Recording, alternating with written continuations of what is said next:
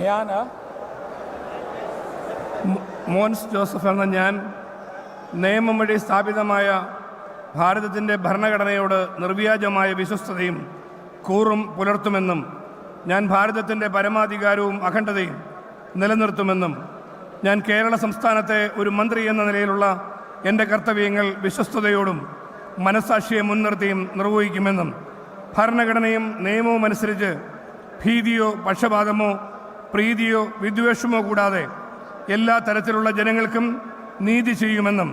ദൈവത്തിൻ്റെ നാമത്തിൽ സത്യം ചെയ്യുന്നു. ഞാൻ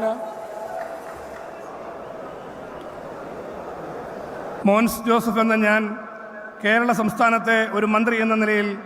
എൻ്റെ പരിഗണനയിൽ കൊണ്ടുവരുന്നതോ എൻ്റെ അറിവിൽ വരുന്നതോ ആയ ഏതെങ്കിലും വിഷയം